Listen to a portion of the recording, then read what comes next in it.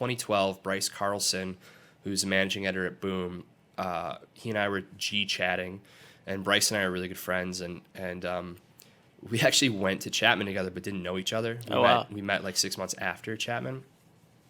And so we were G-chatting, and I said to him, I was like, you know what Boom should do? They should do a Power Rangers. They should get the Power Rangers license, because like that book could be really sick. Like you do it as a modern superhero book, and there's no budget, and you can really take advantage of and really build out like the mythology in ways that they couldn't on the show with pre-existing footage and things like that. And he's like, funny you say that. He's like, it's come up. Like we've talked about it. And so we like kind of went back and forth on this for a few minutes. I was writing Nightwing at the time, so this would have been 2012. And then Paper Cuts announced they got the license, and I remember thinking like, oh, well, that's cool for Paper Cuts, but that's a bummer, because Boom that would have been fun. But I didn't know how serious Boom was about it or anything. Fast forward to 2015, and all of a sudden this press release goes out with these incredible single images from Goni Montes of the Power Ranger helmets, and each Ranger holding the helmet. I mean, they might be even here in the They might be in the back of the trade. And like something like this, like the so those all went out, and it was announcing that Boom had acquired the license, and it was like, oh man, just from those images alone, you knew like, this could be a hot series. Really hip, and I knew everyone at Boom socially for years, and so I knew they would really get behind something like this, like on the marketing side, because you really need that for a book like this, especially to try to compete with Big Two superhero stuff. And so I emailed Bryce, and I was like, hey man, who do I got to kill to write a pitch for a backup? Because I figured they already had their team locked in.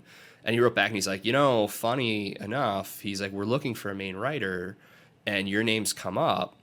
And he's like, I was like, well, we chatted about this back in 2012. He's like, I know, that's what I've been telling people. So I was in Wisconsin, I wrote this pitch, and I remember showing it to James Tynan, and he thought it was really cool.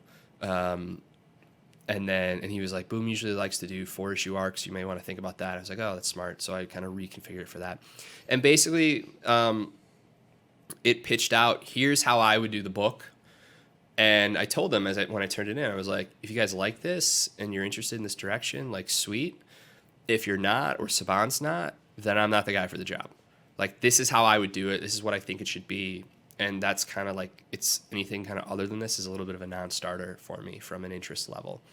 And when I say non-starter, I mean like anything that's like diametrically different. Like, if they had said like change this small detail, then it would. If they had said we want this to be set in the 1990s and to fill in between episodes, stories in between episodes, and fill in holes in continuity, I would have said no thanks.